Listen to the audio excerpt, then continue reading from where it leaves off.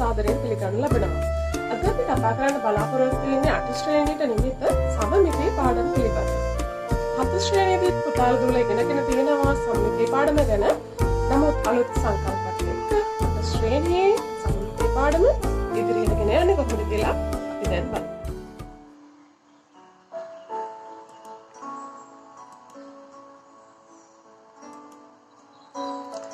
අපි බලමු ද්විපාර්ශ්වික සමමිතිය කියන්නේ මොකක්ද කියලා. පුතාලා 7 වසරේදී ඉගෙන ගත්තා. ද්විපාර්ශ්වික සමමිතිය කිව්වේ තල රූපයක් යම් සරල රේඛාවක් ඔස්සේ නැමීමෙන් එකිනෙක සමපාත වන පරිදි කොටස් දෙකකට බෙදේ නම් එම තල රූපය ද්විපාර්ශ්වික සමමිතික තල රූපයක් ලෙස හඳුන්වනවා කියලා. පුතාලට පේනවා මේ සමමිතික අක්ෂයෙන් සමාන කොටස් දෙකකට බෙදෙනවා. සමමිතික අක්ෂයක් මගින් සමාන කොටස් දෙකකට බෙදා ගන්න පුළුවන්. ආයෙමත් බලනවා නම් තල රූපයක් යම් සරල රේඛාවක් ඔස්සේ නැමීමෙන් එකිනෙක සම්පාත වන පරිදි කොටස් දෙකකට බෙදේ නම් දැන් අපිට පුළුවන් මේ වගේ රේඛාවක් කරහා නවන්න. එතකොට සමාන කොටස් දෙකකට බෙදෙනවා. මේ රේඛාව හරහා නැවුවම ආයි සමාන කොටස් දෙකකට බෙදෙනවා. කොටස් දෙකකට බෙදේ නම් එම තල රූපය ද්විපාර්ශ්වික සමමිතික තල රූපයක් ලෙස හඳුන්වනවා කියලා අපි 7 වසරේදී කතා කරා.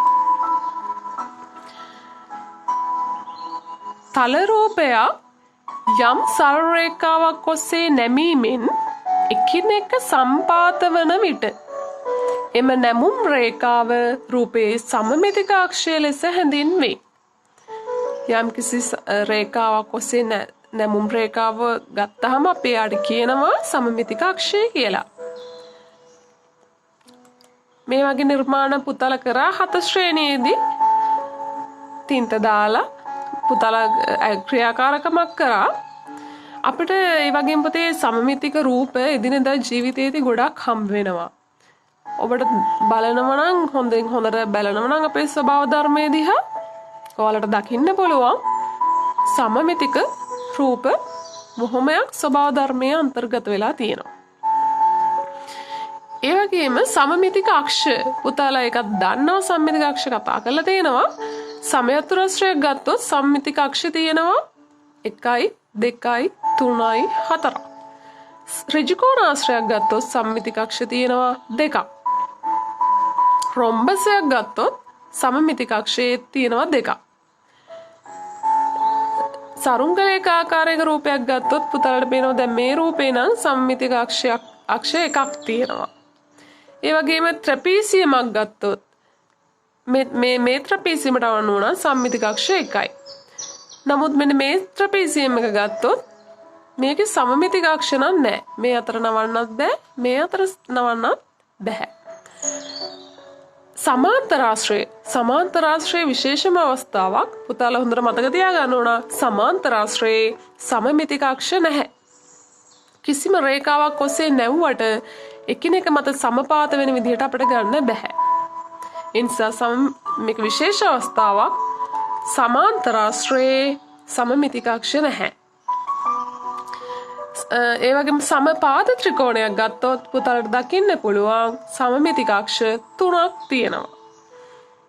සමද්විපාද ත්‍රිකෝණයක් ගත්තොත් සමද්විපාද ත්‍රිකෝණයේ තියෙන්නේ එක සමමිතික අක්ෂයක් පමණයි.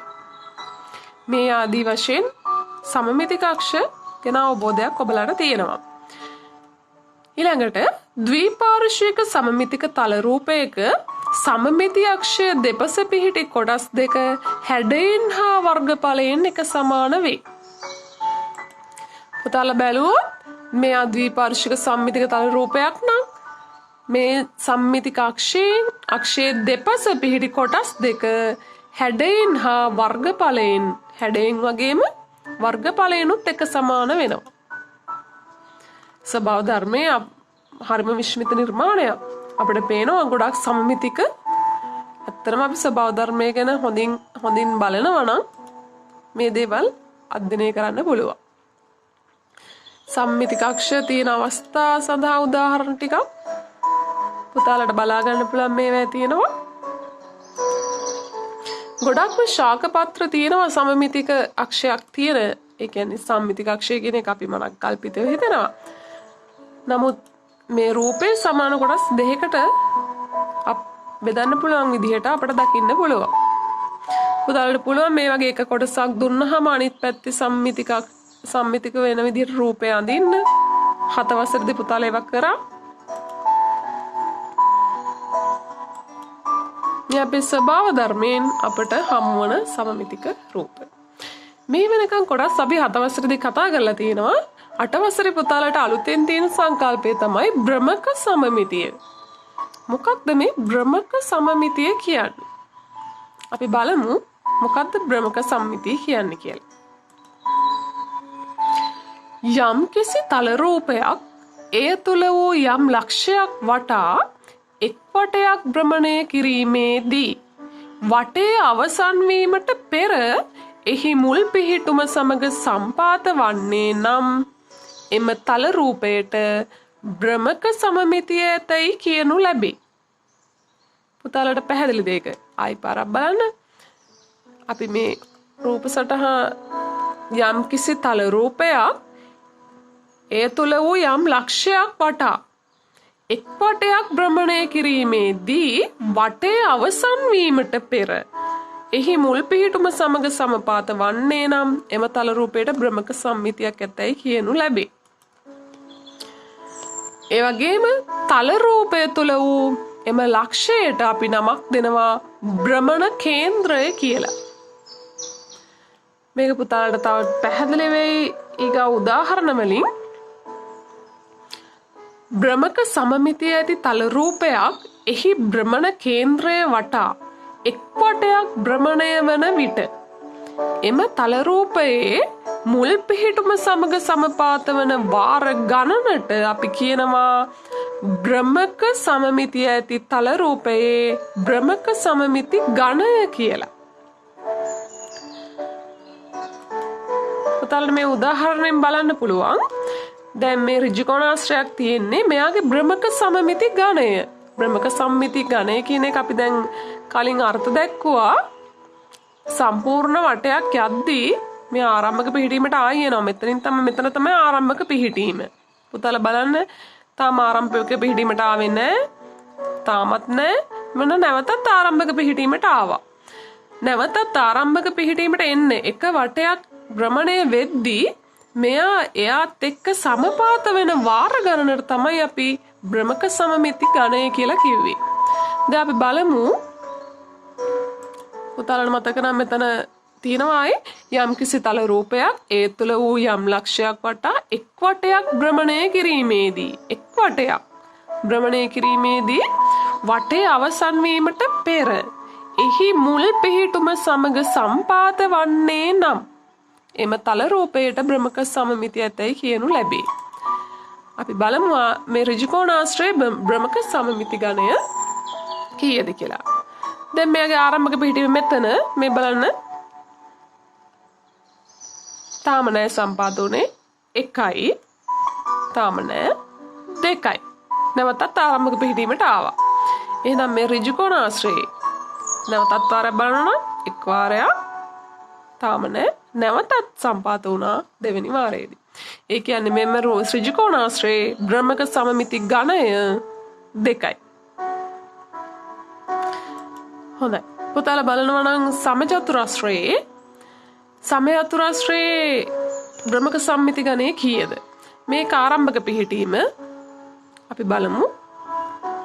1යි 2යි 3යි 4යි.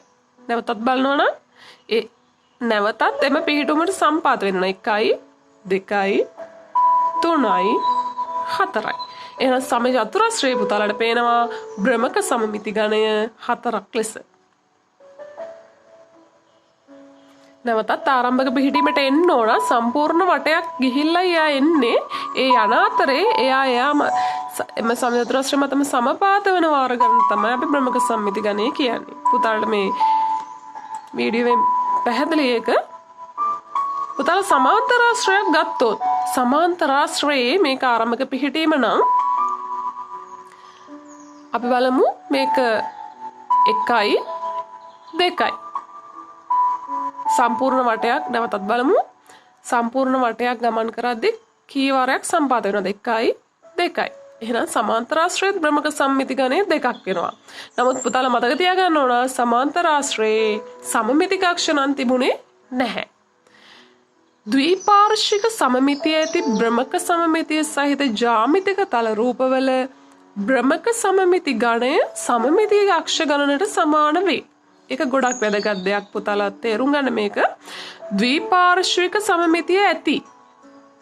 දැන් පුතාලා දන්නවා ද්විපාර්ශ්වික සමමිතියේ තියෙන රූප ඍජු කෝණාශ්‍රය හරි සමයතුරාශ්‍රය ඒවා ද්විපාර්ශ්වික සමමිතියේ තියෙනවා. සම්මිතික අක්ෂය වටා නැවුවහම එකිනෙක මත සමපාත වෙනවා. ඒවට ඒ වගේ ජ්‍යාමිතික තල රූපවල බ්‍රහ්මක සමමිති ගණය. දැන් පුතාලා උදාහරණයක් විදිහට ගන්නවා ඍජු කෝණාශ්‍රයේ බ්‍රහ්මක සම්මිති ගණය. පුතාලාට මම මෙතන අපි කරා කලින් ඍජු කෝණාශ්‍රයේ බ්‍රහ්මක සම්මිති ගණය අපට ආවේ 2යි. ඇත්තටම මේකේ සමමිතික අක්ෂයක් තියෙනවා 2ක්. සම්මිතික අක්ෂ ගාන 2යි බ්‍රහ්මක සම්මිති ගණයත් 2යි. ඒ වගේම පුතාලා බැලුවා සමචතුරාශ්‍රය. මෙයාගේ සමමිතික අක්ෂ තියෙනවා 4ක්. සමචතුරාශ්‍රයේ සම්මිතික අක්ෂ 4ක් තියෙනවා. එයාගේ බ්‍රහ්මක සම්මිති ගණයත් 4යි. ඒ කියන්නේ බ්‍රහ්මක සමමිති ගණය සම්මිතික අක්ෂ ගානට සමාන වෙනවා. දැන් අපි මෙතන බලමු ද්විපාර්ශ්වික සමමිතිය ඇති බ්‍රහ්මක සමමිතිය සහිත තජාමිතික තල රූපවල බ්‍රහ්මක සමමිති ගණය සමමිති අක්ෂ ගණනට සමානයි. හැබැයි පුතේ මෙතන තියෙනවා ද්විපාර්ශ්වික සමමිතිය ඇති කියන එක.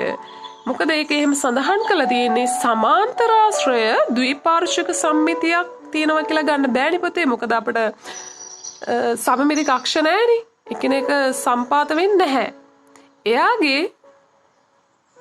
එයාගේ සම්මිති ගණය එතකොට එයාට බ්‍රහ්මක සම්මිති ගණය 2ක් තිබුණා. නමුත් සමමිතික අක්ෂ තිබුණ නැහැ. පුතාලට පැහැදිලියි මේක තව ඉස්සරහට කරද්දී අපි වගුව කියන අවසානයේ මේ ගැන කතා කරනවා. ද්විපාර්ශ්වික සමමිතිය නැති තල රූපවලටද බ්‍රහ්මක සමමිතිය තිබිය හැක. අන්න අපි කතා කරපු කරුණ සමාන්තරාශ්‍රය තමයි ඒකට හොඳම උදාහරණය. ද්විපාර්ශ්වික සම්මිතියක් නැහැ. ඒ සමාන්තරාශ්‍රය පුතාලා දන්නවා ද්විපාර්ශ්වික සම්මිතියක් වෙන විදිහට නවන්න කිසිම අවස්ථාවක් ලැබෙන්නේ නැහැ. එතකොට ද්විපාර්ශ්වික සම්මිතිය නැති තල රූප වලට නමුත් සමාන්තරාශ්‍රයට බ්‍රහ්මක සම්මිතියක් තියෙනවා. බ්‍රහ්මක සම්මිතිය අපිට 2යි කියලාත් ආවා. බ්‍රහ්මක සමමිතිය ඇති ද්විපාර්ශ්වික සමමිති තල රූපයක සමමිති අක්ෂවල ඡේදන ලක්ෂය භ්‍රමණ කේන්ද්‍රය වේ. බ්‍රහ්මක සමමිතිය ඇති ද්විපාර්ශ්වික සමමිති තල රූපයක සමමිති අක්ෂවල ඡේදන ලක්ෂයට අපි කියනවා භ්‍රමණ කේන්ද්‍රය කියලා. බ්‍රහ්මක සමමිති ගණය 2 හෝ ඊට වැඩි වෙන තල රූපයකට බ්‍රහ්මක සමමිතිය ඇතයි කියනු ලැබේ. ඒ කියන්නේ පුතේ හැම වෙලේම බ්‍රහ්මක සම්මිති ගණය එක්ක 2යි නැත්නම් 2ට වැඩි. බ්‍රහ්මක සමමිති ගණය එකක් වෙන්න බෑ. මොකද සම්පූර්ණ වටයක් කැරකීමේදී බ්‍රහ්මක සමමිතිය ඇති තල රූපයක බ්‍රහ්මක සමමිති ගණය එකට වැඩි. සම්පූර්ණ වටයක් ගිහිල්ලා එද්දී අංශක 360ක්ම කරකෙද්දී එයා සම්පාත වෙන වාර ගන්න තමයි අපි බ්‍රහ්මක සම්මිති ගණය කියලා ගන්නෙ. පුතාලට මතක ඇති මෙතන අපි සඳහන් කරා ඊට කලින් තැනක බ්‍රහ්මක සම්මිතිය මෙන්න මෙතනදී අපි සඳහන් කරා එම තල රූපයේ මුල් පිහිටුම සමග සම්පාත වෙන වාර ගන්න. බ්‍රහ්මක සම්මිතිය ඇති තල රූපයක් එහි භ්‍රමණ කේන්ද්‍ර වටා එක් වටයක් භ්‍රමණය වන විට එම තල රූපයේ මුල් පිහිටුම සමග සම්පාත වන වාර ගන්න තමයි අපි බ්‍රහ්මක සම්මිති ගණය කියලා කිව්වේ. හොඳයි. අපි බලමු දැන් ඊගාවට අපි කිව්වා බ්‍රහ්මක සම්මිතිය තල රූපයක බ්‍රහ්ම සම්මිති ගණය එකට වඩා වැඩි කියලා. අපි බලමු පොතේ ෂඩාශ්‍රය. මේකේ පාද 6ක් තියෙනවා. අපි කියනවා ෂඩාශ්‍රය කියලා. ෂඩ් කියන වචنين අපිට අඳුර ගන්න පුළුවන් ෂඩාශ්‍රය. දැන් මෙතන මෙන්න මෙතන තමයි ආරම්භක පිහිටුම අපි මේ සලකුණක් දාගෙන තියෙනවා. පුතාලා එකපාර මේක රොටේට් කරොත් කරකැවුවොත් මේ ලක්ෂ්‍යය මේ අමතර එනවා. මෙතනට එනවා. තව වරක් පුතාලට ඕන ටිෂු කඩදාසියකින් මේක කපලා හදලා බලන්න පුළුවන් මේ ක්‍රියාකාරකම කළා. 1යි 2යි 3යි 4යි 5යි 6යි මේවායි කවුන්ට් කරන්නේ නැහැ. මොකද ආරම්භක පිහිටීමම තමයි මේ අවසානයේත් ඇවිල්ලා තියෙන්නේ. මේ පිහිටීම් දෙකම එකක් ලෙසයි අපි සලකන්නේ.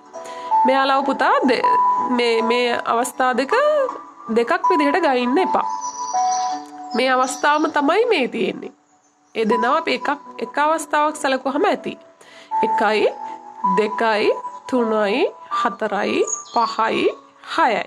එහෙනම් ෂඩාශ්‍රයක බ්‍රමක සමමිති ගණය 6යි. පුතාලා කොහොමද දන්නවා සමමිති කක්ෂ ගාන බ්‍රමක සම්මිති ගණයට සමාන වුණා. හැබැයි සමාන්තරාශ්‍රය එහෙම උනේ නම් නැහැ. මේ ටිකේ පුතාලට සාරාංශයක් විදිහට මේ ටික දෙන්න පුළුවන්. තල රූපේ පුතාලට දීලා දිනවා සමපාද ත්‍රිකෝණය. සමපාද ත්‍රිකෝණයේ ද්විපාර්ශ්වික සමමිති අක්ෂ ගාන. ද්විපාර්ශ්වික වෙනවා කියන්නේ එක මත එක සමපාත වෙනවා. වර්ගඵලයෙන් හැඩයෙන් සමානයි. එතකොට සමමිති කක්ෂ තියෙනවා සමපාද ත්‍රිකෝණේ නම් 3ක්. ඒ වගේම යාගේ බ්‍රමක සම්මිති ගණය පුතාලා ඒක රොටේට් කරලා කරකවලා බැලුවොත් බ්‍රමක සම්මිති ගණයක් ලැබෙනවා 3ක්. බ්‍රමක සම්මිති ගණය හැම වෙලේම එකට වඩා වැඩි අගයක් තමයි එන්න ඕන. බ්‍රමක සම්මිති ගණය එකට වඩා වැඩි අගයක් ඇවිල්ලා තියෙනවා නම් අපි අඩ කියන බ්‍රමක සම්මිතියක් තියෙනවා කියලා. මේ හැම එකකම බ්‍රමක සම්මිතිය එකට වැඩි. බ්‍රමක සම්මිතියක් හැම එකේම ඇත කියලා තමයි සඳහන් වෙලා තියෙන්නේ. පුතාලා බලන්න සම්පාද ත්‍රිකෝණ සම්මිති කක්ෂ 3යි. බ්‍රමක සම්මිති ගණයක් 3යි. රොම්බසේ සමමිති කක්ෂ සමාන්තරාශ්‍රය පුතේ වෙනස් වෙලා තියෙනවා. මේක විශේෂ අවස්ථාවක්. රොම්බස් අපි සමාන්තරාශ්‍රය පොඩ්ඩක් තියමුකෝ. රොම්බසේ ද්විපාර්ශ්වික සම්මිති කක්ෂ දෙකක් තියෙනවා. රොම්බසේට ද්විපාර්ශ්වික සම්මිති කක්ෂ තියෙනවා. දෙකක් තියෙනවා. හැබැයි ඒ වගේම එයාගේ බ්‍රමක සම්මිති ගණයක් දෙකක් තියෙනවා. ඍජුකෝණාශ්‍රයේ ද්විපාර්ශ්වික සම්මිති කක්ෂ පුතාලට මතකද ඍජුකෝණාශ්‍රයේ සම්මිති කක්ෂ කීයද? 2යි. ඔව්. බ්‍රමක සමමිති ගණයක් 2යි. සමයාන්තරාශ්‍රයේ සම්මිති කක්ෂ කීයද? 4යි. බ්‍රමක සම්මිති ගණයක් 4යි. පංචාශ්‍රය කියන්නේ 5යි කියන අර්ථය අපිට ඒකෙන් දැනෙනවා. පංචාශ්‍රයේ සම්මිති කක්ෂ 5යි බ්‍රමක සම්මිති ගණයක් 5යි. පුතාලා ඒක හදලා කරකවලා බැලුවොත් බ්‍රමක සම්මිති ගණය හොයාගන්න පුළුවන්. සවිදි ෂඩාශ්‍රය ගත්තොත් මේවා සවිදි රූප සවිදි ෂඩාශ්‍රය ගත්තොත් සමමිති කක්ෂ 6ක් තියෙනවා. ෂඩාශ්‍රයේ සම්මිති කක්ෂ 6යි. බ්‍රමක සමමිති ගණයක් 6යි. අෂ්ටාශ්‍රයේ සමමිති කක්ෂ තියෙනවා 8ක්. බ්‍රමක සම්මිති ගණයක් 8යි. එහෙනම් පුතාලට මේ වගුව දිහා බැලුවහම පේනවා ද්විපාර්ශ්වික සම්මිති කක්ෂ ගණන බ්‍රමක සම්මිති ගණයට සමාන වෙලා. හැබැයි එහෙම වෙන්නේ ද්විපාර්ශ්වික සමමිතියක් තියෙන රූපවල පමණයි. ඇයි එහෙම කියන්නේ? සමාන්තරාශ්‍රය ද්විපාර්ශ්වික සම්මිතියක් නැහැ. නැති හින්දා තමයි සම්මිති කක්ෂ ගණන බිඳුව උනේ. මොකද එක මත එක සමපාත වෙන්න නවන්න බෑ සමාන්තරාශ්‍රය.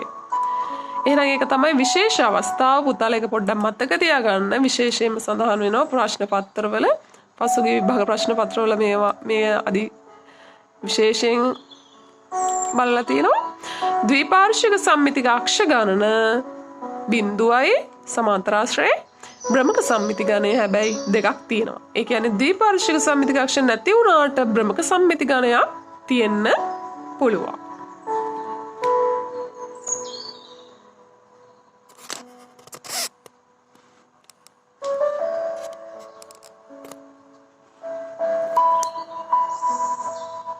සම්මිතිය පාඩම් පුතාලට යම්කිසි අවබෝධයක් ගන්න ඇති කියලා විශ්වාස කරනවා. තවදුරටත් මේ හා සම්බන්ධ පෙළ පොතේ අභ්‍යාස ප්‍රශ්න පත්‍ර හොයාගෙන තවදුරටත් කරන්න. ඒ තුළින් ඔයාලගේ දැනුම තවදුරටත් වර්ධනය කරගන්න පුළුවන්. ඒක තවත් මෙවන් පාඩමක් වෙයි. මේ වැනි පාඩමක්. ඔබ හැමෝටම බලාපොරොත්තු